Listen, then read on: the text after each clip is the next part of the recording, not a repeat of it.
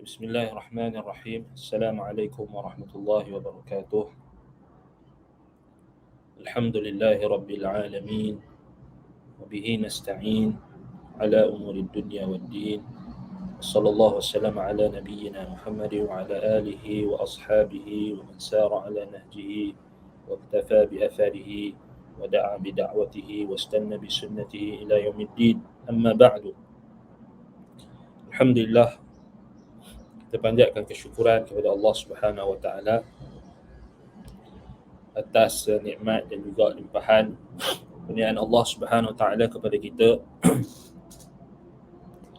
Kita dapat bertemu pada tengah hari ini untuk sama-sama kita meneruskan pengajian kuliah Tazkiyatun Nafs, iaitulah berdasarkan kitab Ighathatul Lahfan fi Masaidi Syaitan, karangan Al-Imam Ibn Al-Qayyim rahimahullahu ta'ala,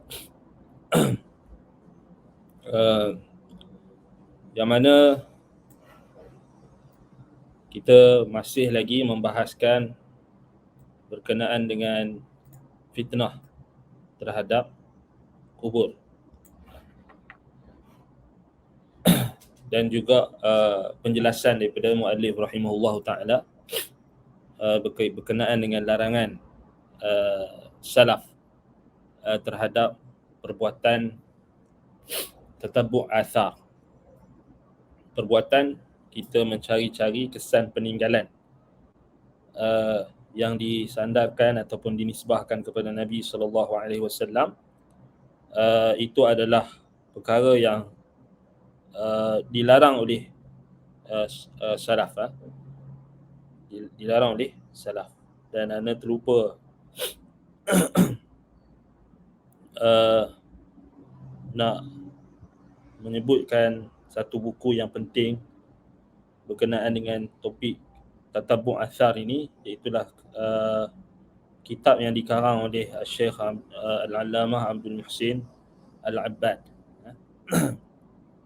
Beliau ada mengarang satu kitab, iaitulah berkenaan dengan hukum mengikut atau mencari-cari asar peninggalan para nabi. Maksudnya asar kat sini maknanya kesan-kesan peninggalan yang kita bincangkan sebelum ni seperti tempat solat ataupun tempat persinggahan nabi-nabi ataupun tokoh-tokoh ataupun sesiapa sahajalah yang mempunyai kedudukan di dalam agama. Kitab dia, tajuk dia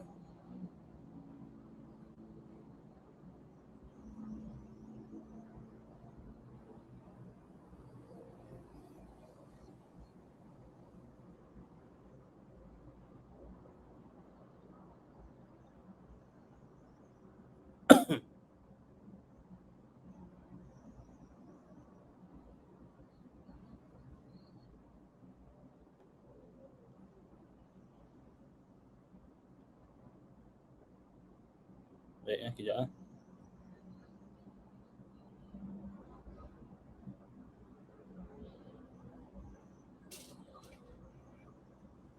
tak jumpa pula apa tajuk kitab tu. Tapi ada tajuk khusus Syekh Al-Abbad. Dan kalau siapa yang ada risalah Majmu' Rasail ataupun risalah himpunan risalah Syekh Abdul Muhsin Al-Abbad, ada dalam isim akidah, bahagian akidah. Nanti anda akan kongsi kemudian berkenaan dengan apa kita kata perincian yang lebih terperinci, lebih panjang lebar dalam kitab itu untuk dikongsikan. Satu lagi anda terlupa nak kongsikan apa kita punya sahabat-sahabat buat apa dia buat poster yang anda sebut minggu lepas ataupun minggu sebelum ni kelas tu kan. Jadi poster ni kita share lah kat sini. Maknanya yang kita bacakan perkataan Syekh Al-Utsaimin Sudah nampak tak? Boleh nampak kan? Baik. Ini antara satu usaha yang bagus dan menarik lah. Yang kalau kita tengok kita di Malaysia ni agak kurang kalau nak dibandingkan dengan negara-negara di Timur Tengah dan sebagainya. Antaranya adalah khidmat kita kepada ilmu adalah kita menyebarkan perkataan-perkataan ahli ilmu itu dengan apa panggil, dengan wasilah yang lebih menarik. Maknanya dengan poster yang dibuat tu dengan unik, dengan poster-poster yang maknanya yang menarik lah untuk dibaca, untuk maksudnya boleh disimpan, kerana rata-rata orang hari ni menggunakan telefon pintar, smartphone, jadi orang banyak simpan poster-poster tu dah mudah dah kan, dalam gambar-gambar, dan mereka kadang-kadang memudahkan berbanding daripada kita tulis, kongsikan melalui mesej itu mungkin kadang-kadang terhilang dan sebagainya. Jadi ini antara yang kita baca minggu sebelum ni, sebelum kita cuti tu. Jadi dah ada buat dah kan. Jadi okey, kita bacakan, maknanya untuk memberi semangat, motivasi kepada kita untuk belajar tu kitab Ighathatul Lahfan ni. Baik, mengetahui keadaan-keadaan jiwa, penyakit-penyakitnya dan ubat-ubatnya merupakan ilmu salafi yang atiq, silam. Ilmu atiq. Anda terjemah minggu yang sebelumnya kata kuno. Jadi yang buat poster ni dia cari perkataan yang lebih tepat, silam, lebih atiq. Yang ni ilmu salafi yang atiq, yang silam. Maknanya bila kita sebut silam ni maknanya ramai orang sudah terlupa akan kepentingan ilmu ini. Ramai di dalam kalangan penuntut ilmu yang berpaling serta meninggalkan mempelajarinya, sedangkan hajat kepadanya sangat mendesak. Zahada fihi, maknanya berpaling serta meninggalkan. Zuhud, paling asalnya zuhud untuk dunia kan, tapi ni zuhud terhadap ilmu. Ni dicela. Lebih-lebih lagi ilmu berkaitan dengan penyucian jiwa, ilmu berkaitan dengan hati, berkaitan dengan jiwa dan sebagainya. Baik. Sedangkan sedangkan hajat kepadanya sangat mendesak, dan termasuk kitab-kitab paling utama yang ditulis dalam topik ini Ad-Da' wa Dawa' dan Ighathatul Lahfan karya Al-Allamah Ibnul Qayyim. Sebaiknya bagi kita semua agar membacanya berulang kali, memikirkan makna-maknanya dan mendidik jiwanya menepati isi kandungannya. Baik. Jadi jazakumullah khairah kepada yang buat poster ini.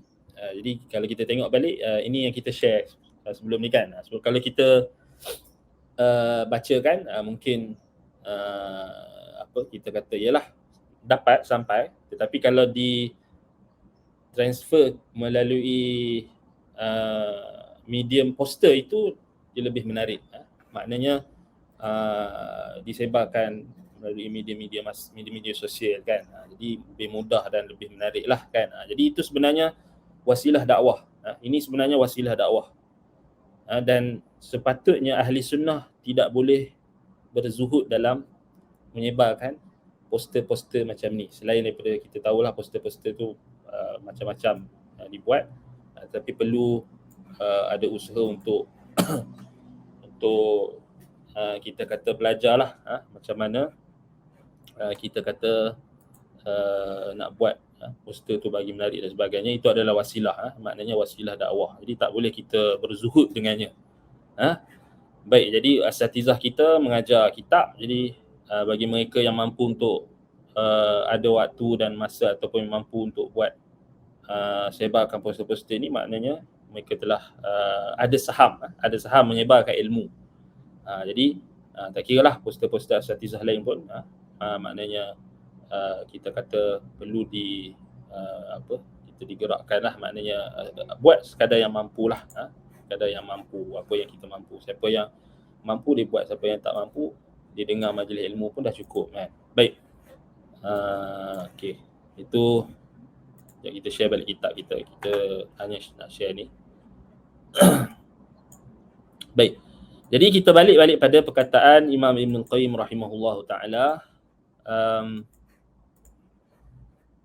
Iaitulah kata beliau, wa kadzalika arsala Umar radhiyallahu taala anhu aidan faqata'a asy-syajarata allati ba'a atau baya'a tahtaha ashabun nabi sallallahu alaihi wasallam. Demikian pula Umar bin Al-Khattab radhiyallahu an. Umar radhiyallahu taala anhu juga beliau memotong pohon yang dibai'ah di bawahnya para sahabat Nabi sallallahu alaihi wasallam, yakni bai'atul ridwan. Jadi Umar perintahkan arsala Umar, maknanya Umar mengutuskan utusan untuk diperintahkan supaya menebang pokok yang para sahabat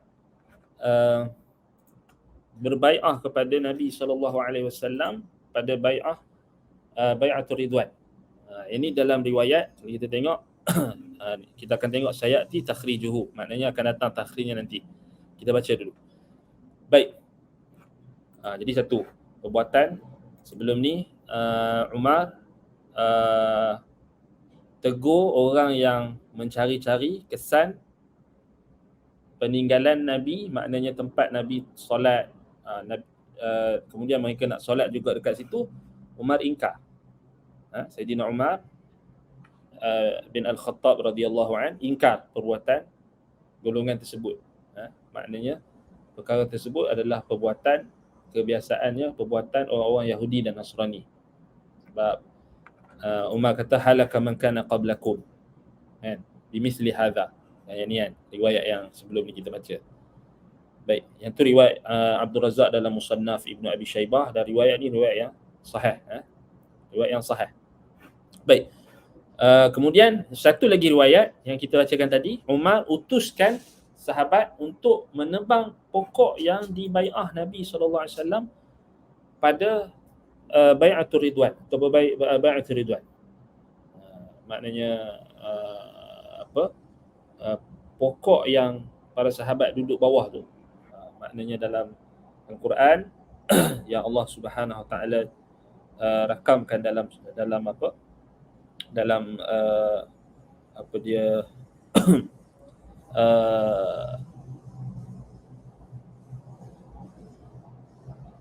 surah Al-Fathu ayat 18 kan. Laqad radiyallahu 'anil mu'minina idh yubay'unaka tahta asy-syajarati fa'alima ma fi qulubihim fa'anzala as-sakinata 'alaihim wa athabahum fathan qariba. Demi sesungguhnya Allah redha akan orang-orang yang beriman ketika mereka memberikan bai'ah, pengakuan taat setia kepada Muhammad di bawah naungan pohon yang dimaklumi, yakni di Hudaibiyah, yakni peristiwa Sulhul Hudaibiyah. Ayat 18. Maknanya pokok tu Umar suruh simpan ke, Umar suruh jaga ke, buat pagar ke, awet ke, bagi lama, bagi generasi akan datang boleh tengok? Tak, Umar tak suruh. Bahkan Umar bin Al-Khattab radhiyallahu an suruh tebang. Arsala Umar ala sahabah ataupun faqata'a syajarah. Arsala Umar radhiyallahu anhu aidan faqata'a syajarata allati baya'a tahtaha ashabun nabi sallallahu alaihi wasallam. Jadi Umar suruh tebang. Kalau Umar bin Al-Khattab hidup zaman ni, habislah Umar kena dengan puak-puak yang kata kononnya mereka nak memelihara sejarah dan sebagainya kan. Jadi tak kenalah. Kat sini Umar, sunnah Umar itu adalah menepati sunnah Nabi SAW. Jadi Umar dah nampak dah memang ada bibit-bibit ghulu ketika itu untuk sesetengah di kalangan mereka yang hidup pada zaman sahabat ketika itu, yang ada kecenderungan untuk mengambil keberkatan ataupun beranggapan pokok itu ada sesuatu yang special. Jadi Umar tu saddu dzari'ah, tutup pintu yang boleh bawa kepada kerosakan. Bal qad ankara Rasulullah sallallahu alaihi wasallam ala as-sahabati lamma sa'aluhu an yaj'ala lahum syajarah yu'alliquna 'alaiha aslihatahum mata'ahum bi khususiha. Bahkan sebenarnya zaman Nabi SAW lagi pun Nabi buat benda yang sama, iaitulah Nabi mengingkari, Rasulullah SAW mengingkari perbuatan ataupun permintaan sahabat ketika mereka memohon dan meminta kepada Nabi supaya menjadikan atau membuatkan kepada mereka itu satu pokok yang digantung di atas pokok tersebut senjata-senjata mereka dan barang-barang mereka, dengan khusus dengan tujuan untuk apa kita kata mengambil keberkatan sebagaimana yang dilakukan oleh orang-orang musyrikin. Dalilnya adalah riwayat Imam Al-Bukhari dalam sahihnya daripada Abi Waqid Al-Laythi, katanya kharajna ma'a Rasulillah sallallahu alaihi wasallam qibala Hunain wa nahnu hadithu ahdin bi kufri wa nahnu hadithu ahdin bi kufrin walil musyrikin sidratun ya'kufuna hawlaha wa yanutuna biha aslihatahum yuqalu laha dhatu anwatin فمررنا بسدرة فقلنا يا رسول الله اجعل لنا ذات أنوات كما لهم ذات أنواط فقال النبي صلى الله عليه وسلم الله أكبر هذا كما قالت بنو إسرائيل اجعل لنا إلها كما لهم آلهة قال إنكم قوم تجهلون لتركبن سنن من كان قبلكم. Baik, riwayat Imam Al-Bukhari dalam sahihnya daripada Abi Waqid Al-Laythi, katanya kami keluar bersama Rasulullah sallallahu alaihi wasallam menghala ke Hunain. Dan kami ketika itu masih baru memeluk Islam. Hadithu ahdin bi kufrin maknanya masih baru masuk Islam. Maknanya masih lagi ada saki-baki karat-karat kekufuran. Hadithu ahdin bi kufrin. Kita tengok penjelasan ulama apa maksud hadithu ahdin bi kufrin. Kalau kita lihat dia bermaksud baru masuk Islam. Hadithu ahdin bi kufrin, masih baru. Baik. Dalam riwayat lain disebutkan hadithu ahdin bi jahiliyah. Maknanya kami ni masih baru masuk Islam dan masih lagi ada saki-baki jahiliyah. Hadithu ahdin bi kufrin, hadithu ahdin bi jahiliyah, bi jahiliyatin. Jadi ini menunjukkan kepada kita ketika itu sahabat masih lagi baru memeluk Islam. Jadi baru memeluk Islam, ini kita kena kaji, maknanya dari sudut fiqhun nafs, dari sudut psikologi dan dari sudut ilmu kejiwaan, kenapa hadis ini disebutkan tentang sahabat yang baru masuk Islam ini, mereka mudah terpengaruh dan dengan perkara-perkara yang kebatilan yang mungkin tidak jelas bagi mereka. Ini penting, banyak fiqh yang kita boleh kutip daripada sini. Hadithu ahdin bi kufrin maknanya orang yang baru masuk Islam dan masih lagi ada karat-karat kekufuran. Bukan dia kufur, dia tak kufur.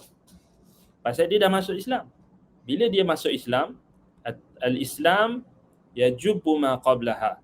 Islam menghapuskan dosa-dosanya. Betul? Fine, kan? Semua setuju. Sebagaimana taubat menghapuskan dosa-dosa, Islam juga menghapuskan dosa-dosa. Jadi orang yang baru masuk Islam ni suci. Kan? Macam mana dia boleh masuk Islam, tiba-tiba dia masih lagi ada kekufuran? Tak. Bukan maksudnya dia kufur, dia masih kufur, tak. Tetapi saki-baki karat-karat jahiliyah, saki-baki kekufuran, saki-baki kesyirikan itu masih melekat dan perlu dibersihkan. Jadi kat sini kita kena sebab itu kena hati-hati bila kita nak mengutuskan pendakwah. Jangan cari orang yang baru masuk Islam. Ini fake dia. Sebab kalau tak, kita zalim. Zalim. Kan? Zalim. Maknanya sama juga macam hari ini kita tak ada masalah kita hanya jemput dia untuk bagi bagi nasihat pengajaran kepada saudara-saudara baru mualaf yang baru masuk Islam, tu tak ada isu. Ataupun dia kongsikan pengalaman dia, pendapat dia tentang dakwah kan. Ya, dia ada pengalaman, tetapi kita nak mengambil ilmu daripada dia, maknanya nak tanya fatwa dia, pendapat dia tentang perkara-perkara nawazil, itu zalim. Orang yang baru masuk Islam, bukan dia tidak tidak sepatutnya kita kedepankan untuk menyelesaikan isu-isu semasa, bukan. Dia kita kata bukan kita nak halang, boleh dia untuk memberikan pengajaran, untuk ceramah, untuk ceritakan tentang pengalaman. Kadang-kadang dia lebih baik daripada orang-orang yang sedia ada Islam kan. Kita tak nafikan ada tokoh-tokoh pendakwah yang hebat, tetapi kok mana pun kena hati-hati, kerana bayangkan zaman sahabat yang baru masuk Islam pun dalam hadis disebutkan hadithu ahdin bi kufrin, masih lagi ada saki-baki, karat-karat jahiliyah tu. Hadithu ahdin bi jahiliyah dalam riwayat lain. Saki-baki kekufuran masih ada. Bukan dia kufur, dia tak kafir, dia dah masuk Islam, dia alhamdulillah, dia Allah ampunkan dosa-dosa dia. Kan? Tetapi ini yang kita nak bincang ni. Wa nahnu hadithu ahdin bi kufrin ni. Sebab itu kita kena perhatikan fiqh Nabi SAW dalam mengutuskan pendakwah. Nabi tidak mengutuskan orang yang baru masuk Islam untuk berdakwah. Sebab itu Nabi utuskan siapa ke Yaman? Mu'adh bin Jabal radhiyallahu an, faqih, fuqaha'us sahabah, maknanya orang yang ada ilmu. Tapi masalah kita zaman sekarang ni kita lebih maknanya lebih pendekatan tu lebih populis. Kita lebih suka populis berbanding realistik. Kita lebih suka idealistik daripada realistik. Kita kata apa salahnya kita gini kita bagi alasan banyak, kemudian kita terpaksa menanggung risiko-risiko yang terpaksa ditanggung ataupun terpaksa kita hadapi apabila orang itu baru masuk Islam, kita cepat kedepankan dia. Jadi itu yang jadi kadang-kadang kita tengok benda-benda yang agak pelik lah, macam fatwa, misalnya macam kan, kadang-kadang orang pergi tanya macam dulu, alhamdulillah sekarang ni dah mungkin dah makin jelas, apa pendakwa asatizah kita pun jelaskan, explain. Tapi dulu ada kekeliruan kan, isu tentang ucap wishing pada perayaan bukan Islam kan. Jadi kan dulu kan ada yang dia pisahkan, dia kata setakat ucap selamat tak ada masalah, tapi nak sambut tak boleh. Jadi benda-benda ni sebenarnya kita tak perasan. Fatwa-fatwa tu kadang-kadang, pendapat-pendapat tu kadang-kadang dia ada pengaruh daripada orang-orang yang mungkin baru masuk Islam, yang nak bagi pendapat tentang fatwa, tentang pendapat-pendapat isu-isu nawazil. Jadi kita terlepas pandang kan. Kadang-kadang kita terlampau nak meraihkan golongan mualaf kan. Jadi kita pun tanya pendapat dia, apa pendapat kamu? Dia kata tak apa, boleh. Sebab dia kata Chinese New Year, misal isu Chinese New Year ni, nak masuk Chinese New Year, dia kata raya Cina, dia kata perayaan adat, bukan perayaan agama. Jadi ramai orang pun terpedaya. Dia kata ni mualaf baru masuk Islam keluar pendapat. Ni betul lah, dia betul. Pasal dia lebih tahu.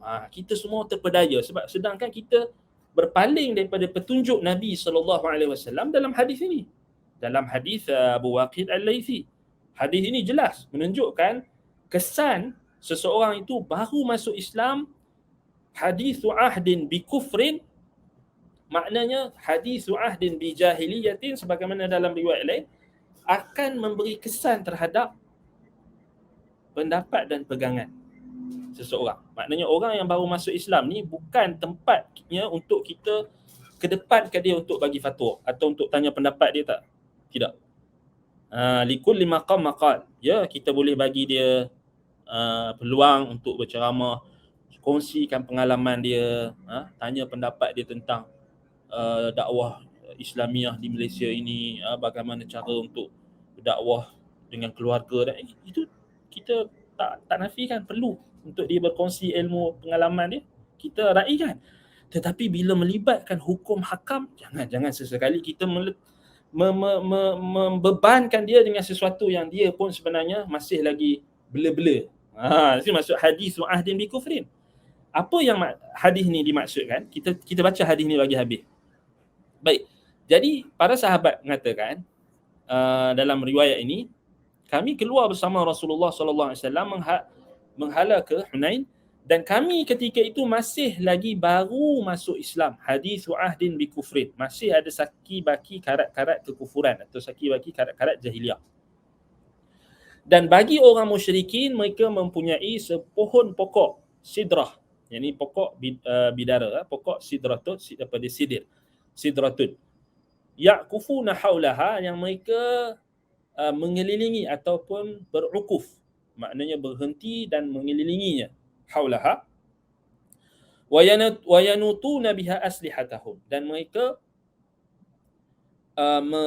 menggantungkan di pohon tersebut senjata-senjata mereka. Sebelum mereka nak perang, mereka gantung.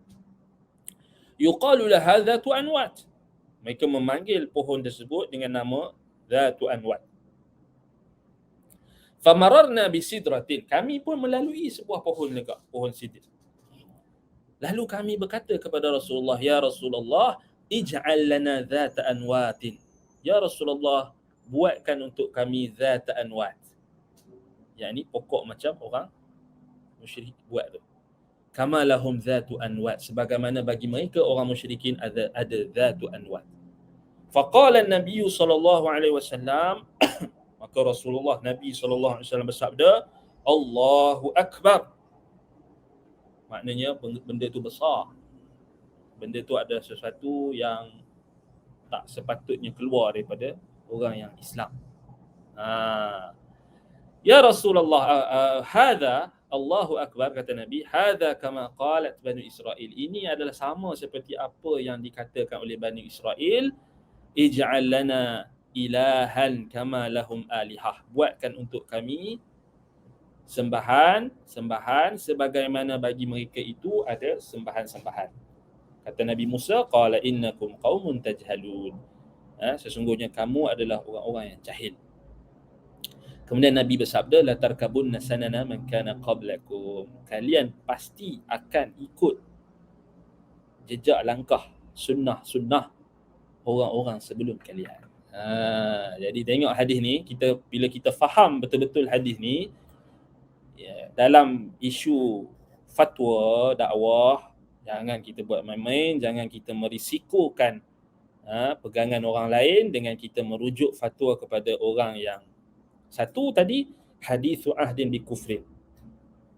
Walaupun pendakwah, tetapi katakan dia baru masuk Islam, kita nak tanya pendapat yang nawazil, itu salah. Tetapi kalau ada orang tanya, tapi ada ulama yang kata boleh untuk mengucapkan selamat kepada perayaan orang bukan Islam, boleh. Ulama tu dah lama masuk Islam, dia tidak baru masuk Islam. Kita katakan, ya, ulama ni ada macam-macam. Dan ada Syekh Al-Utsaimin rahimahullah bahagikan ulama tu ada 3 kan. Ada ulama tu ada 3. Yang pertama ulama daulah. Yang kedua ulama ummah. Yang ketiga ulama millah. Ulama daulah, ulama yang dia akan mengeluarkan fatwa berdasarkan ketetapan pemerintah. Maknanya dia takkanlah keluar fatwa tu bercanggah dengan apa yang diingini oleh pemerintah. Dah pemerintah nak macam tu, pemerintah kata ni kita nak jaga keharmonian kaum apa semua, kita cakap boleh lah, dia pun ikut lah. Kalau dia nak kata tak boleh, nanti kontrak stop lah kan. Kamu dah tak boleh jadi mufti, tak payah kan. Ulama daulah ni Allah Ta'ala lebih mengetahui lah isi hati mereka, tetapi salah lah, tetap salah. Yang kedua, ulama ummah. Ulama ummah ni dia kata ni takkan ramai orang nak sambut Chinese New Year ni, takkan kita nak kata tak boleh kot. Susah ni. Jiran tetangga kita ramai orang Cina, takkan kata tak boleh kot. Bahaya ni. Ustaz, lagi orang kata kita ni ekstrim, lagi orang kata kita ni tak terbuka, orang kata kita tak harmoni. Macam mana ni? Itu ulama ummah. Jadi ulama ummah dia akan kata boleh, harus, selagi mana tidak ada niat untuk menyambut ataupun tidak mengagungkan perayaan mereka, harus. Jadi kita tak mahu macam itulah. Ulama ummah pun tak boleh pakai. Yang ketiga, ulama millah. Ulama millah ni dia tak kira. Kalau fatwa tu berdasarkan Quran dan Sunnah, ijma', maka kita tak boleh ikut. Walaupun pemerintah tak suka, walaupun pemerintah ulama millah ini ulama yang betul-betul ikut Quran dan Sunnah, ulama Rabbani. Yang ni sahaja yang diredai oleh Allah dalam urusan fatwa. Maknanya ditakutkan Allah. Jadi dia pun sampaikan kebenaran dan dia tak hiraukan. Orang ramai marah dia, orang ramai kata apa ni kamu ni ekstrim, apa ni kamu ni tak faham roket apa benda semua, dia tak hirau. Yang penting sampai fatwa berdasarkan Quran dan Sunnah serta ijma'. Jadi ijma' dah kan? Ijma' ulama' dah. Tak boleh kita ucap selamat kepada perayaan bukan Islam. Selamat tak boleh. Itu ijma'. Sambut pun tak boleh juga. Itu ijma'. Kan? Ada pun ulama' kemudian yang kata tak ijma', kata boleh, harus dan sebagainya, bla-bla-bla. Itu mereka kategori ulama' daulah dengan ulama' ummah. Kita nak ulama' millah. Jadi tak kisahlah. Tetapi tak apalah. Kalau dia sebagai ulama', kita hormatlah dia sebagai ulama', tapi fatwa dia tu tetap kita tak setuju. Itu adab kita ialah ada ulama' yang kita tak bolehlah nak menuduh dia sebagai dunia dan sebagainya pula kan. Tetapi kita bagi tahu yang benda yang betul. Bagi itu pendapat dia, tak apa. Itu pendapat dia, tapi kita yang belajar Quran dan Sunnah yang ikut ijma' ni, kita berpegang dengan pendapat yang selamat. Kita bukan nak cari keredaan mana-mana pihak, bukan kita kerana nak memuaskan hati pemerintah atau memuaskan hati majoriti manusia, masyarakat. Kita bagi tahu benda betul. Benda betul. Jadi dah tak boleh, dah tak payah. Jadi kita kena fahamlah. Maknanya kat situ kita kena faham. Maknanya balik pada hadithu ahdin bi kufrin itu sangat-sangat memberi kesan. Sebab anda teringat lagi dulu waktu isu-isu yang macam ni lah, isu-isu menyambut perayaan, hukum wishing pada Christmas, ni masuk raya Cina pula apa semua kan. Jadi orang gasak kita, orang macam nak bagi kita ni kendur. Kata ini ada pendapat ini, pendapat ini. Tetapi alhamdulillah dengan taufik Allah kita tak kira lah kan. Kita tak kisahlah itu pendapat mereka. Mereka tersebut. Jadi mereka bertanggungjawab di hadapan Allah Ta'ala kelak dan kita dah sampaikan. Kan. Baik. Jadi tak boleh lah. Benda yang tak boleh tetap tak boleh. Jadi buat apa kita nak kerana kita semata-mata nakkan keredaan pemerintah, keredaan orang ramai, kita menggadaikan akidah kita, menggadaikan agama kita. Walaupun dia bagi syarat kan. Memanglah kita tak nafikan ada ulama yang keluar fatwa kata harus ucapkan tu bagi pemimpin ke apa semua, harus. Tetapi dengan syarat tidak menyambut. Itu ketat dah tu.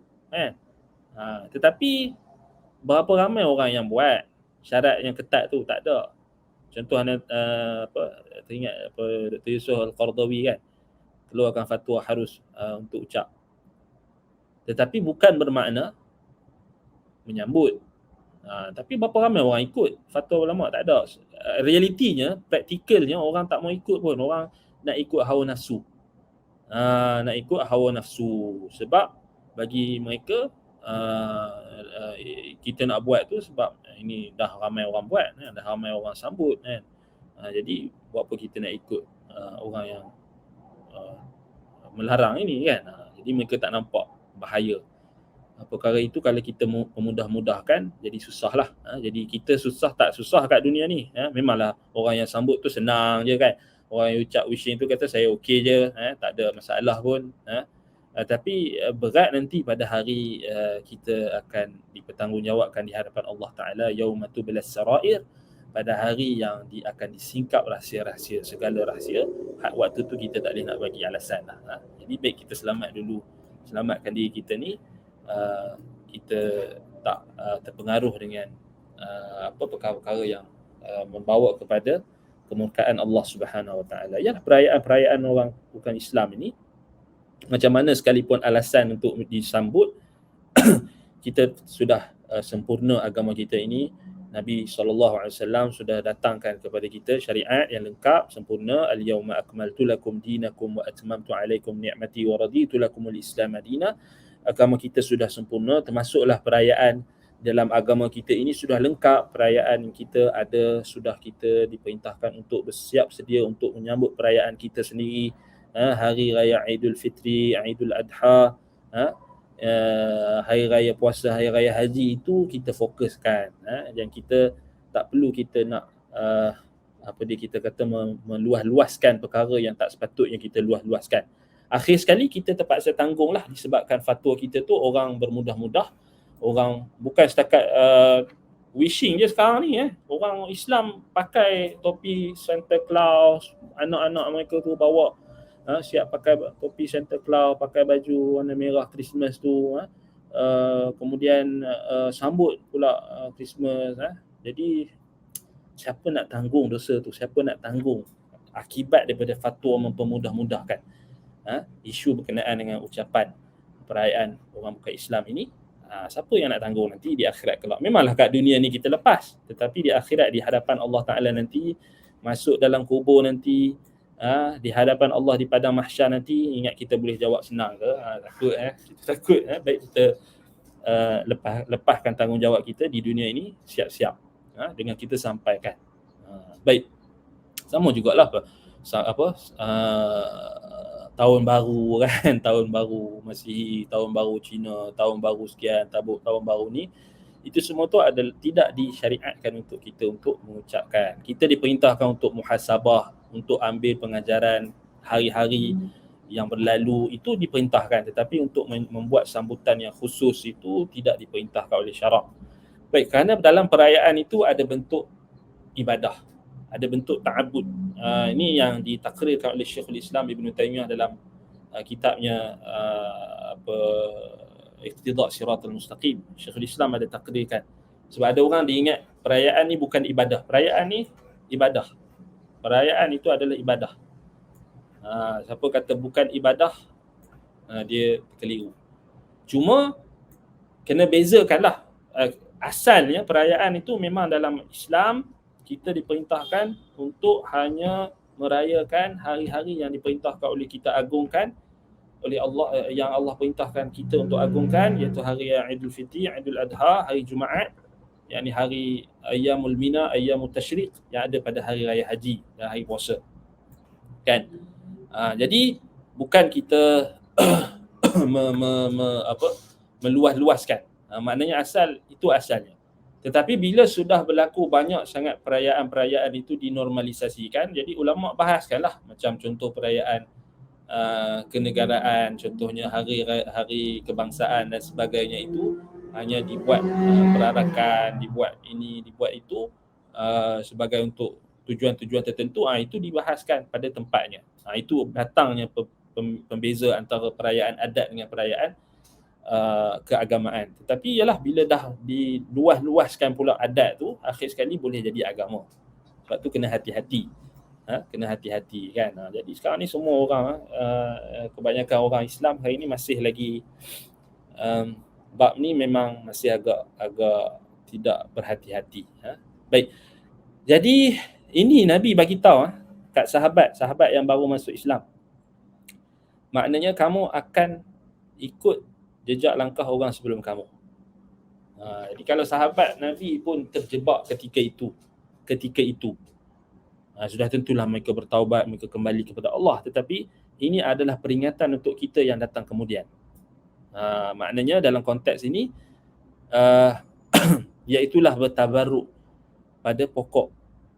Beranggapan bahawasanya pokok itu mempunyai kesan-kesan ataupun mempunyai keberkatan yang khusus untuk memberikan manfaat, menolak kemudaratan, maka itu adalah perbuatan yang dilarang oleh syariat kita.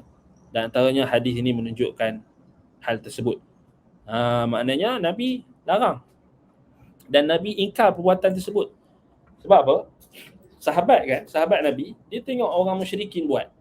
Di mereka sebelum nak berperang, mereka akan sangkut senjata-senjata, pedang-pedang mereka, senjata-senjata mereka di Zatu Anwat, pokok tersebut. Kemudian mereka pun bagi cadangan dekat Nabi, ya Rasulullah, ij'al lana Zata Anwat kama lahum Zatu Anwat. Buatkan untuk kami macam pokok tu, Zatu Anwat, supaya kami boleh buat macam mereka juga. Maka Nabi SAW terkejut mendengar perkataan mereka. Nabi kata, Allahu Akbar. Maknanya benda ni azim, benda ni bukan ringan. Hadha kama qalat Banu Israel. Ni macam Banu Israel cakap dekat Musa. Ij'al lana ilahan kama lahum alihah. Buatkan kepada kami sembahan-sembahan sebagaimana bagi mereka itu ada sembahan-sembahan. Bani Israel ketika mereka lihat orang-orang Mesir buat patung, mengelilingi patung dan mengambil keberkatan, buat satu perkara yang menunjukkan mereka mengharapkan keberkatan daripada perkara tersebut, tabarruk dengan benda tersebut. Maka Nabi Musa AS kata, innakum qaumun tajhalun, kamu ni orang yang jahil. So Nabi Muhammad kata kamu jahil lah. Makna kama qalat, hadza kama qalat Banu Israel. Nabi Muhammad pinjam peristiwa yang berlaku pada Nabi Musa, dan Nabi Muhammad bagi peringatan kepada umatnya, yang sahabatnya yang baru masuk Islam itu, kamu pun sebenarnya jahil lah. Innakum qaumun tajhalun, sama. Sebab itu Nabi kata, kamu pasti akan ikut jejak langkah golongan-golongan sebelum kamu. Jadi kita kena hati-hati. Jadi faedah tadi tu penting yang highlightkan pada hadis su'ahdin bi kufrin tu. Kena hati-hati. Sama juga orang yang baru nak kenal manhaj salaf. Ini pun sama juga. Kita tak sepatutnya mengkedepankan mereka. Orang yang baru nak kenal manhaj salaf, baru nak tatih dalam mengenali sunnah, mengenali Al-Quran, mengenali baru boleh baca Al-Quran, baru kita terus ke hadapan ke dia untuk mengeluar fatwa, untuk memberikan pendapat-pendapat, ini zalim. Sama. Sebab itu Nabi SAW ketika utuskan untuk dakwah, Nabi hantar orang yang faqih, orang yang alim. Syarat untuk berdakwah mesti alim.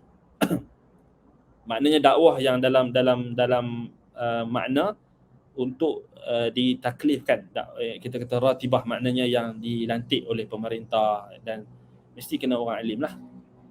Maknanya tak bolehlah dia bagi tauliah tu dekat orang yang tak alim. Kan? Tapi masalahnya zaman sekarang ni, dia tengok artis tu bertaubat, dia bagi tauliah. Yang ustaz yang berpuluh-puluh tahun mengajar tak dapat tauliah. Yang pelik. Kita kata pelik.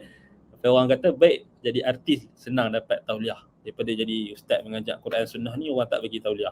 Allah musta'an. Yang tu orang-orang pejabat agama, bukan semua lah bukan semua, tapi mereka kena muhasabah lah, mereka kena bertanggungjawab lah. Kamu bagi dekat orang yang tak apa-apa, kamu bagi tauliah. Tapi orang yang mengajar Quran dan Sunnah yang kamu tak suka, kamu tarik tauliah, kamu tak bagi. Sedangkan itu zalim lah. Itu zalim.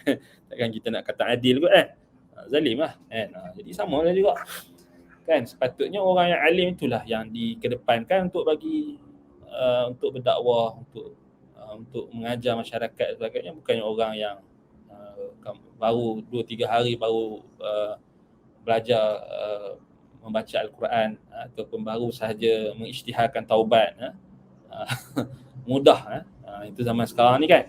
Jadi Allah musta'an. Macam mana pernah cerita dulu, ada seorang hamba Allah ni dicerita, dia kata ada orang tu dia pencen daripada memasak, kemudian dia tukar baju dia jadi pakai jubah, pakai serban, dia jadi ustaz. Berceramah sana sini, orang panggil dia ustaz. Padahal dia baru, kita kata ialah tak ada kelayakan lah patutnya dia kena mengaji lagi. Itu kita lihat dan tengok dalam masyarakat tu kadang-kadang keluar fatwa-fatwa yang pelik. Keluar fatwa-fatwa yang pelik. Yang baru-baru ni orang duk share pasal apa? dua orang pasangan ni kan, ustaz dengan ustazah ni dia duk panggil, anda tak berminat untuk layan lah. Pasal kita tahulah tahap orang macam tu adalah tahap kita kata apa, sufaha, tahap orang yang safih, orang yang kita tengok pada perkataan tutur kata pun kita tahu dia bukan orang yang alim. Jadi buat apa kita nak layan kalau tak kita jadi sama level dengan mereka. Kan ada kan dua orang apa pasangan ni anda pun tak tahu nama mereka apa. Orang duk forward kat Ana, dia kata, "Ustaz, apa pandangan?" Dia kata, "Buat apa Ana nak ulas?" Dia kan dua orang tu kan duk quote, tapi Ana kita nak ambil tahu juga bila dia quote perkataan Ibn Qayyim, dia kata dia bawa perkataan Imam Ibn Qayyim pasal tak ingat saya pasal dalam kitab At-Tibbun Nabawi kan, salah quote lepas tu kemudian salah faham cara tak betul. Itu yang jadi kita kena hati-hatilah. Tapi bila anda tengok balik memang tak ada nilai pun kita nak bantah. Kan? Sebab apa? Sebab ada larangan. Ini kena ingatkan juga kepada pendakwah-pendakwah, kepada ustaz-ustaz. Tak perlu layan orang-orang macam tu. Mereka itu orang yang inginkan perhatian. Siapa yang tahulah ada kan kat media sosial tu, anda pun tak tahulah TikTok ke apa, anda tak follow sangat lah. Tak follow, memang tak ada TikTok semua. Orang duk share. Dia duk cabar ustaz ni, dia duk cabar ustaz tu, dia duk nak saman ustaz ni kan semua. Dan netizen memanglah suka layan.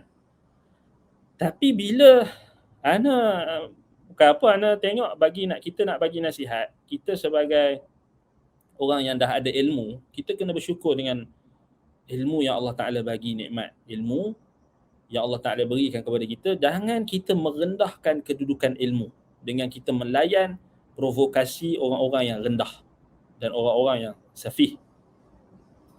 Jadi anda teringat hadis yang diriwayatkan oleh Imam At-Tirmizi dalam Abwabul Ilmi, babu ma jaa fi man yatlubu bi'ilmihi ad-dunya, bab orang yang menuntut ilmu dengan ilmunya itu mencari dunia. Kita ulas hadis ni. Nabi SAW bersabda, hadis ni daripada Ka'ab bin Malik, daripada bapaknya. Ka'ab bin Malik maknanya ibnu Abi Ka'ab, Amr bin Qain ibnu Ka'ab ibnu Sawad ibnu Ghanam Al-Ansari. Baik. Katanya aku pernah mendengar Rasulullah SAW bersabda, "Man talaba al-ilma liyujariya bihi al-ulama." Barang siapa menuntut ilmu dengan tujuan untuk liyujari bihil ulama, untuk berdebat dengan ulama, untuk berdebat dengan orang alim. Dengan ilmunya itu untuk berdebat dengan orang alim. Au liyumariya bihi as-sufaha, ataupun tujuannya adalah untuk berdebat dengan orang-orang yang sufaha, orang-orang yang jahil, orang-orang yang safih. Liyumariya bihi sufaha maknanya orang yang kurang akalnya, orang yang bodoh, orang yang jahil. Au yasrifa bihi wujuhan nasi ilaihi, ataupun dia menuntut ilmu kerana nak berkeinginan supaya wajah-wajah manusia berpaling kepadanya. Maknanya dia nakkan populariti, dia nakkan orang tengok dia. Apa ancaman bagi orang macam ni? Adkhalahu Allahu an-nar, Allah akan masukkan dia ke dalam neraka, wal'iyazubillah. Takut kita. Kita kena highlightkan pada yang kedua, au liyumariya bihi sufaha, menuntut ilmu kerana kita nak berdebat dengan orang jahil. Kita dah tahu kawan tu jahil, kita bilayan. Sebenarnya ada talbis iblis yang halus. Sama ada kita sendiri jahil ataupun sama-sama lah jahil macam dia juga. Sebab sama level dengan dia. Pergi layan dia punya provokasi, pergi layan dia punya maki hamun. Sebenarnya itu anda nampak ia termasuk dalam kategori liyumariya bihi sufaha. Kita ada ilmu, kita nak berdebat dengan orang jahil. Zalim. Maknanya kita telah menjatuhkan kedudukan ilmu. Bukan menjatuhkan diri kita, menjatuhkan kedudukan ilmu. Sekaligus menjatuhkan kredibiliti diri kita sendiri. Kalau kita dah ada ilmu, kita dah belajar tinggi-tinggi, orang dah panggil kita ustaz, lepas tu kita pergi layan. tak cerdik. Maknanya sebab itu kita tengok asatizah kita tak layan pun. Yang layan mungkin orang yang suka untuk cari ialah kerja-kerja orang yang nak cari populariti ni memanglah banyak zaman sekarang ni, netizen. Sebab itu kita minta jauh daripada perkara-perkara yang boleh merosakkan niat kita dalam menuntut ilmu. Kan? Jadi buat apa nak layan orang-orang yang macam tu? Ada netizen duk share lah kan. So ustaz tolong ulah. Buat apa kita nak ulah orang yang jahil? Kita bagi kredit dekat dia pula, kita angkat dia pula. Memanglah kita bantah dia, tapi waktu bantah dia tu kita sebenarnya layak tak dia untuk dibantah? Sebenarnya dia tak layak untuk dibantah pasal apa? Pasal semua orang yang ada akal tahu benda yang dia kata tu tak betul. Paling kurang akhlak yang ditunjukkan tu dah jelas dah. Memaki hamun dengan cakap dengan marah-marah dengan kerasnya dan sebagainya. Dengan menghukum orang dan sebagainya, itu bukan cara. Bila kita terlampau ikut orang-orang yang tidak ada ilmu ini, maknanya kita kadang-kadang kita tak tersedar kita telah terperangkap dalam makna larangan Nabi liyumariya bihi sufaha. Maknanya kita menuntut ilmu, kita nak berdebat dengan orang jahil supaya orang kata kita berilmu. Itu talbis iblis. Ramai orang tak sedar benda tu. Ana bagi contoh, kalau katakan Ana jumpa mana-mana orang dekat tepi jalan nak berdebat dengan dia. Kemudian Ana pun buat live. Ana pun berdebat dengan dia. Ana tahu dia jahil. Debat. Kemudian Ana share debat Ana tu dekat YouTube ke apa. Tengok ni, saya tengah berdebat dengan orang yang jahil. Masuk neraka tau, ancaman dia. Itu perumpamaan dia. Orang ramai tak nampak benda ni. Orang ingat, ni dakwah. Kadang-kadang sebab tu kita takut bila kita mengaji tazkiyatun nafs ni, kita alhamdulillah kalau kita mengaji tazkiyatun nafs, kita mengaji kitab macam Ighathatul Lahfan, Talbisu Iblis dan sebagainya, kita akan nampak benda-benda yang kadang-kadang tu orang ramai tak perasan. Sebab orang ramai nampak benda tu seronok lah kan, masuk surat khabar, masuk paper, masuk YouTube dia ni, masuk orang ni, atau orang ni akan quote ni, orang akan kata ni, tengok ni ustaz ni lawan VS ustaz ni, ustaz tu ustaz lawan ustazah ni lawan. Seronok lah dapat populariti. Orang ni saman dia. Saman kalau ustaz saman dia, ustaz menang. Bilion-bilion ringgit. Free dapat duit. Mainlah syaitan-syaitan yang dalam rupa manusia ni bagi duk cucuk-cucuk lagi. Jadi ustaz kena buat lah. Bukan kita tak tahu ada orang yang cuba cucuk. Jadi kita kena hati-hati. Kadang-kadang orang-orang macam ni kena suruh mereka pergi mengaji. Bukan sibuk dengan duk cari orang ni, duk cari kesalahan orang ni, lepas tu duk melaga-lagakan. Kemudian jadi benda tu lagi bagi orang yang jahil-jahil tadi tu, orang panggil kita pergi bagi dia free apa? Kita pergi bagi perhatian yang percuma untuk dia, dan kita telah mempromosi kejahilan dia tu. Memanglah orang nak benda yang panas-panas kan, media suka main benda macam tu. Kita jangan terpedaya dan jangan terikut. Sebab apa? Ingat, Nabi kata liyumariya bihi sufaha. Menuntut ilmu, kalau nak berdebat dengan orang jahil, apa maksud berdebat dengan orang jahil ni? Kita tahu dah dia jahil, kita pergi, kononnya kita kata ni atas alasan untuk menegakkan kebenaran, kita pun berdebat dengan dia juga. Dan kat situ iblis, syaitan akan datang. Dia akan datang, sebenarnya kamu lah alim, dia jahil. Dan memang sedia ada dia jahil, patutnya kamu ajar dia. Bukan kamu berdebat dengan dia. Kamu ajar dia dengan, maknanya bukan dengan cara kita kata yang macam orang ramai buat hari ni, melaga-lagakan kan, buat ambil video ustaz ni, lawan dengan ustaz ni, lawan ustazah tu, lawan duk gaduh, TikTok apa semua. Jadi tak jadi kerja. Buang masa, dan itu akan tidak menatijahkan ilmu, tapi hanya menatijahkan permusuhan. Al-bughdu, al-baghdha wal adawah, al-adawah wal baghdha. Dia jadi permusuhan dan kebencian. Wallahul musta'an. Nas'alullah salamata wal afiyah. Jadi kita minta lindung. Jangan kita cuba untuk menarik perkara-perkara fitnah-fitnah tersebut untuk kita nak mengangkat diri kita tanpa kita sedar. Tak perlu pun, tak perlu layan pun kalau orang tu dah tahu, nampak jahil, nampak tak reti, nampak kita tahu akhlak tidak baik, maknanya memaki hamun orang. Kita dah nampak dah ciri-ciri kerosakan akhlak itu ada. Dia buat apa kita nak layan? Tinggalkan. Dalam Quran Allah suruh kita berpaling daripada orang jahil.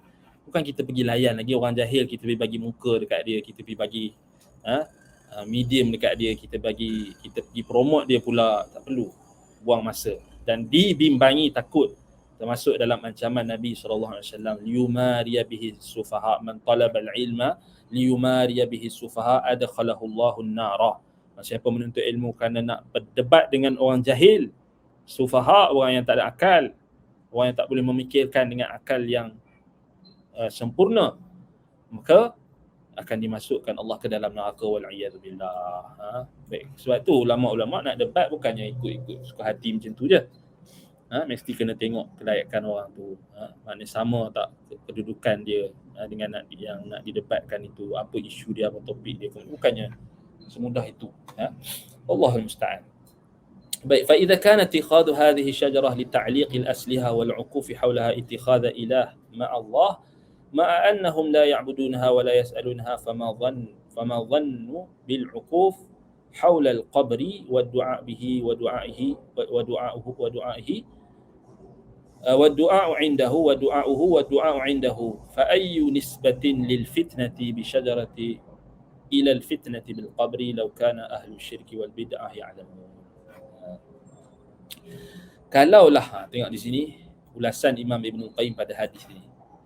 Baik, jika perbuatan menjadikan pokok Zatu Anwat itu untuk menggantungkan senjata-senjata dan mengelilinginya, uquf haulaha, berdiri dan mengelilingi, bertafakkur dan mengelilinginya, itu disamakan Nabi SAW dengan perbuatan menjadikan sembahan bersama Allah. Dan dalam keadaan mereka itu, para sahabat yang baru masuk Islam itu, mereka tak sembah pun. La ya'budunaha, mereka tak sembah. Mereka tak sembah pun pokok tu. Mereka hanya nak gantung kerana nak ambil berkat. Mereka juga tak minta daripada pokok tu. Sahabat, sahabat walaupun mereka masih baru masuk Islam, hadithu ahdin bi kufrin, masih ada saki-baki kekufuran, tetapi mereka tak minta dekat pokok tu. Mereka tidak menyembah pokok itu. Mereka hanya minta dekat Nabi untuk gantungkan senjata-senjata di pokok. Mereka minta Nabi supaya buat satu pokok yang sama macam Zatu Anwat untuk gantung saja, mengharapkan keberkatan.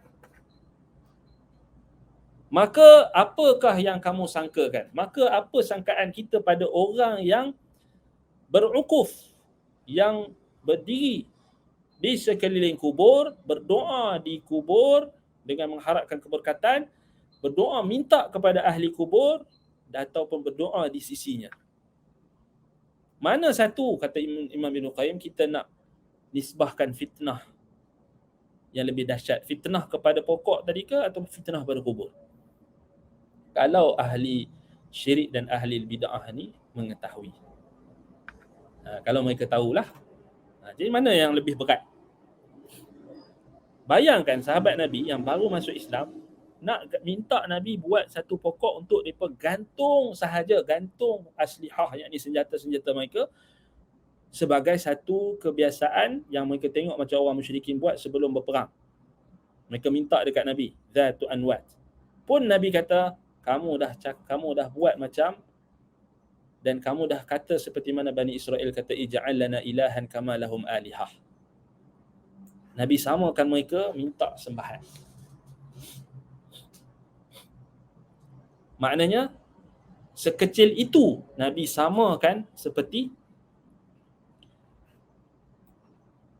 menjadikan bersama Allah itu ada ilah, ada sembahan selainnya. Menjadikan ilah bersama dengan Allah, menjadikan sembahan bersama dengan Allah. Sedangkan mereka para sahabat tak sembah, tak minta daripada pokok tu, hanya tabarruk. Di sini kat mana fitnah yang lebih dahsyat? Sahabat Nabi buat macam tu ke ataupun orang yang pergi minta terus dekat ahli kubur? Wukuf di kubur, bertawaf di kubur, minta daripada ahli kubur, doa dengan beriktikad doa di kubur itu lebih afdal, mana lagi lebih dahsyat? Yang tu, mana satu yang antara keduanya itu yang lebih dahsyat? Jadi fikirkan. Kalaulah, okey, kita faham, kalaulah Nabi SAW tengok, okey, soalan dia, kalaulah Nabi SAW hidup dan lihat orang-orang yang mengelilingi kubur, orang yang tawaf dekat kubur, minta dekat kubur,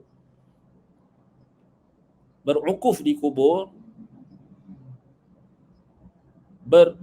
berdoa di sisi kubur, atau salat atau beribadah di sisi kubur, atau berdoa meminta daripada ahli kubur, adakah Nabi SAW akan kata bagus? Adakah Nabi takkan ingkar? Kalau sahabat yang minta kat Nabi, yang baru masuk Islam ni, yang minta dekat Nabi untuk gantung sahaja senjata di Dhatu Anwat, pokok tersebut, pun Nabi dah kata, kamu dah cakap macam Bani Israel minta dekat Nabi Musa supaya jadikan sembahan selain Allah, sebagaimana adanya sembahan bagi orang itu. Mereka itu, orang-orang Mesir. Logiknya kat mana? Kalau kamu kata minta dekat kubur tu tak syirik, tawaf dekat kubur tu tak apa, boleh, harus. Minta tawassul daripada ahli kubur harus. Minta perantara daripada ahli kubur, doa di sisi kubur harus. Macam mana dengan Nabi SAW mengingkari perbuatan sahabat yang baru masuk Islam itu, yang minta hanya nak gantung senjata sahaja untuk tabaruk? Takkan Nabi nak kata bagus dekat orang yang minta dekat kubur, keliling kubur, tawaf dekat kubur? Sepatutnya Nabi tak marahlah dekat sahabat yang kata nak gantung saja. Jadi sini cantik sekali Imam Ibn Qayyim mendatangkan satu kaedah untuk membantah golongan yang fanatik dan taksub kepada kubur tadi, sehingga mereka mengharuskan perbuatan-perbuatan yang dilarang. Kita dah bincangkan sebelum ni larangan-larangan Nabi SAW terhadap kubur. Baik. Jadi kan, logiknya kat mana? Kalau kamu kata kami bertabaruk dengan kubur itu, kami hanya bertabaruk, kami hanya sekian. Baik, sahabat Nabi macam tu juga. Mereka hanya bertabaruk dengan pokok tersebut, mereka tak minta pun dekat kubur. Tapi Nabi tetap marah, Nabi tetap ingkar. Jadi cuba bayangkan Nabi SAW hidup di zaman ini dan berada melihat orang yang sembah kubur terus, minta dekat ahli kubur, ataupun menyentuh kubur, tabaruk dengan kubur. Tabaruk maknanya mengharapkan keberkatan dengan sapu. Ataupun tak payah tengok kubur lah, yang apa, janggut Nabi lah, artifak Nabi lah, jubah Nabi lah, yang cium sampai cium-cium. Kononnya dikatakan janggut Nabi itu dicium-cium, disentuh-sentuh tabaruk tu. Bayangkan kalau Nabi hidup, apa yang Nabi SAW nak cakap, kan? Baik, perbuatan sahabat ketika Nabi SAW masih hidup, bukannya mereka mencium Nabi ataupun mengambil darah Nabi dan sebagainya ketika masih hidup, mengambil peluh Nabi ketika masih hidup. Adapun selepas Nabi wafat, tidak ada diriwayatkan, maknanya perbuatan itu diteruskan sampailah selama-lamanya, tidak. Bahkan Allah Ta'ala tak jadikan hal tersebut kekal. Maknanya kesan-kesan peninggalan Nabi SAW dari sudut athar, maknanya dari sudut rambut Nabi ataupun peluh Nabi ke apa semua, itu sudah sudah ditanam bersama dengan sahabat-sahabat yang simpan. Bekakah-bekakah Nabi, bekas minum Nabi, jubah Nabi, apa semua tu, sahabat-sahabat kebanyakannya sudah wasiatkan supaya ditanam bersama mereka ketika mereka mati. Jadi mana yang hak duk dakwa dakwi ni, kebanyakannya hanya tipu saja, dusta. Macam isu dulu tu buat sijil palsu untuk membenarkan penipuan. Sampai peluh Nabi lah, darah Nabi lah, semua tu karut. Jadi Itu yang dikemukakan oleh Imam Ibnul Qayyim rahimahullah ta'ala. Baik. Naktafi bihadzal qadar. Baik. Ada soalan kat sini. Jadi pendek kata, di zaman ini tiadalah keberkatan pada pak guru lebay untuk cium tangan, minum sisa air minuman mereka, begitukah Pak Ustaz? Ya, tidak ada. Maknanya keberkatan, apa maksud keberkatan? Keberkatan ni maknanya kebaikan yang berterusan. Baik, kita nak menetapkan keberkatan kepada batang tubuh seseorang, tidak boleh sewenang-wenangnya. Keberkatan yang sabit mesti disabitkan oleh Al-Quran dan Sunnah. Yang sabit keberkatan yang ada pada jasad seorang individu, seorang manusia, hanyalah pada jasad para Nabi dan Rasul. Itu sabit. Tidak boleh dikiaskan dengan selain Nabi dan Rasul. Tak boleh kita kata Nabi dah tak ada tapi Tok Guru kita ada, kita pun pergi tabaruk dengan mengambil kesan peluh dia ke, pergi cium peluh dia ke, pergi simpan peluh dia ke, tu haram hukum dia. Tak boleh.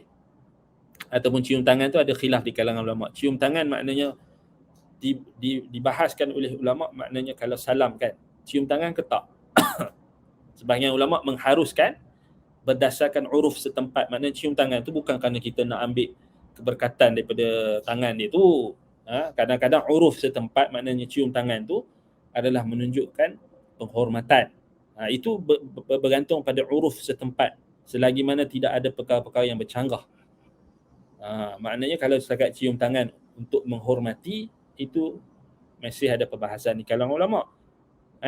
Maknanya salam macam kita cium tangan ayah kita, mak kita, harus untuk penghormatan. Macam orang Arab dia tak cium tangan, dia cium kepala. Itu uruf, adat orang Arab, dia tak cium tangan. Dia kalau cium kepala mak ayah dia, dia tak cium tangan, dia salam tapi dia akan cium kepala. Itu kebiasaan orang Arab. Haruslah bagi orang Arab macam tu. Kita kebiasaannya cium tangan, itu harus. Tak jadi masalah. Kan? Tak jadi masalah. Tetapi kalau cium tangan tu kerana i'tiqad adanya keberkatan. Macam tu kan. Cium tu sampai dia kata wangi tangan Tok Syekh dia. Padahal Tok Syekh dia tu sebelum salam tu, duk hulak-hulak tu, bubuh minyak atar. Dia pun cium. Dia kata ini berkat. Ini wanginya tangan Tok Syekh kita, Tok Guru kita. Padahal Tok Guru dia tu bijak, bubuh minyak wangi. Dia kira-kira minyak wangi tu. Memanglah wangi. Jadi kalau disalam tu dengan niat untuk mendapatkan keberkatan daripada jasad guru dia, maka itu adalah mungkar, perkara yang salah, tak betul. Minum sisa air minuman mereka, tak boleh lah. Tak ada berkat pada selain Nabi, tak ada. Maknanya senang cerita, ustaz kita, tok guru kita tak ada keberkatan tu. Keberkatan yang ada pada ustaz kita, tok guru kita lebay ke apa, kalau dia alim, dia buat benda baik ataupun dia menyeru kepada ilmu pengetahuan, mengajak kepada kemakrufan, menegah kemungkaran, keberkatan ada pada ilmu dia.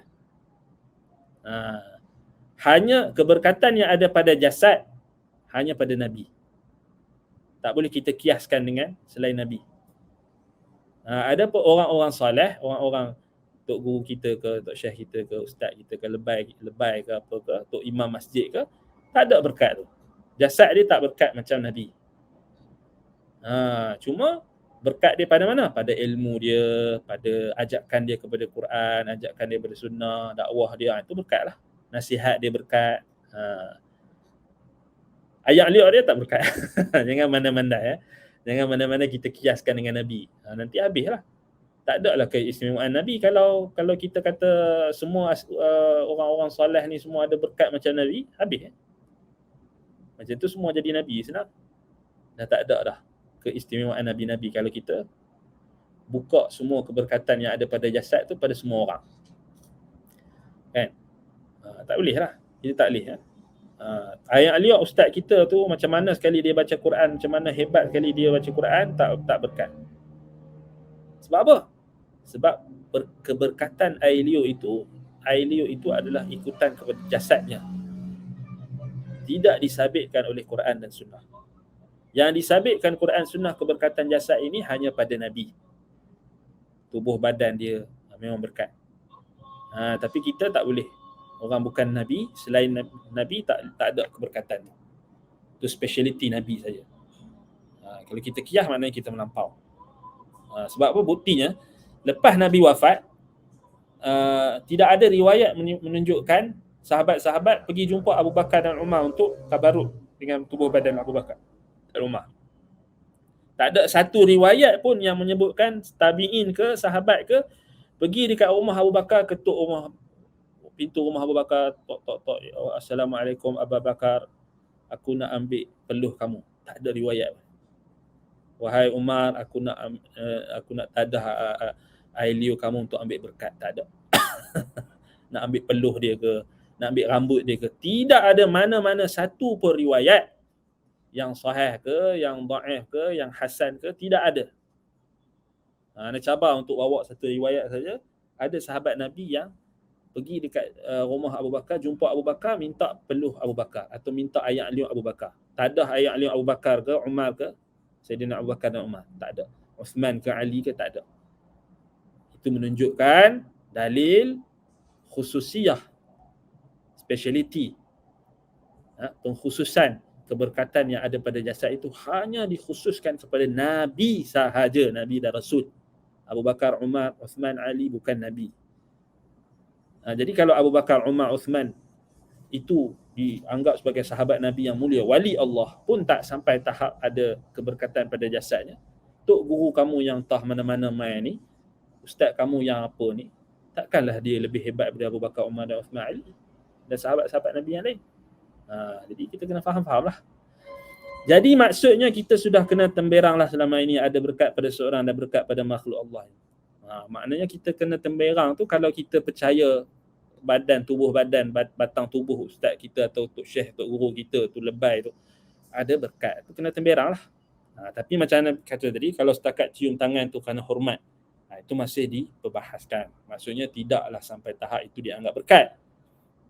Kita hanya hormat dia, kita cium tangan. Tapi ada setengah orang ustaz-ustaz atau tok guru kita, dia tak suka untuk orang cium tangan dia, dia tarik kan.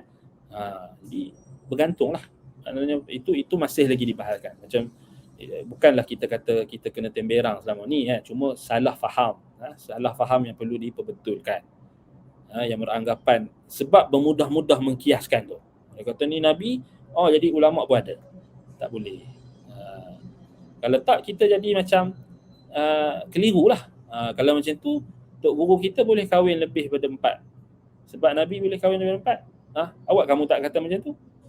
Tok guru itu jadi ajaran sesat dah. Itu ciri-ciri ajaran sesat bila mengkhususkan sesuatu yang menjadi khususiyah Nabi dan Rasul diitlakkan kepada orang yang bukan Nabi dan Rasul. Seperti tok guru dan sebagainya. Jadi macam ajaran sesat lah. Sama lah orang yang kata tubuh badan tok guru ada berkat. Apa beza dia dengan dia kata tok guru dia boleh kahwin 5, tok guru dia boleh kahwin 6, 7, 8, 11 sekaligus. Sama macam ajaran sesat. Tapi kita pelik, orang kalau bab kahwin lebih dia tahu sesat. Kata ni tok guru sesat. Tapi kalau bab kata tok guru tu ada berkat ayat liang, ada berkat pada peluh, ada, dia tak kata sesat pula. Padahal sama aja. Benda tu khususiah. Benda tu khusus untuk Nabi. Kalau kau jadikan khusus untuk Nabi tu, kau jadikan pada orang lain, kau sesatlah. Kan? Bab kahwin dia marah. Kalau ciri-ciri ajaran sesat, tok guru kata boleh kahwin, tok guru tu boleh kahwin lebih pada 5, lebih pada 4, lebih pada 7, 8. Dia kata betul. Kalau betul sesat. Tapi ramai orang tak faham kan benda tu. Dia kata paknya tak boleh lah, mana boleh. Nabi saja yang boleh kahwin lebih daripada 4. Selain Nabi tak boleh kahwin daripada 4. Tak boleh himpunkan isteri dalam satu masa 4 orang. Melainkan 4 orang saja, tak boleh lebih. Nabi saja yang boleh lebih. Orang tahu, orang marah. Tapi bab tok guru aku ayat liang dia ada berkat, dia pun tak kata sesat pula. Pasal apa? Keliru. Padahal sama je sesat kau. Sebab tu ayat liang tok guru kita tak ada berkat. Macam mana sekali dia baca Quran, macam mana sekali dia baca hadis, tak ada berkat. Keberkatan adalah pada apa? Pada apa yang disampaikan. Jangan duk kalut, duk cari ayat liang dia. Tak ada ayat liang dia, tapi nasihat dia, Quran dengan hadis yang dia ajak tu tak mau masuk. masuk telinga kanan, keluar telinga kiri. Yang masuk dalam dia punya ayat liang je. Tak betul lah. Nabi SAW tak ajar para sahabat macam tu. Kan? Jadi kita kena faham. Sahabat-sahabat pun tak ajar tabi'in macam tu. Itu menunjukkan khususiah Nabi saja. Baik. نكتفي بهذا القدر. أقول قولي هذا وأستغفر الله لي ولكم. سبحانك اللهم وبحمدك أشهد أن لا إله إلا أنت أستغفرك وأتوب إليك. وصلى الله على محمد وعلى آله وصحبه وبارك وسلم. الحمد لله رب العالمين. السلام عليكم ورحمة الله وبركاته.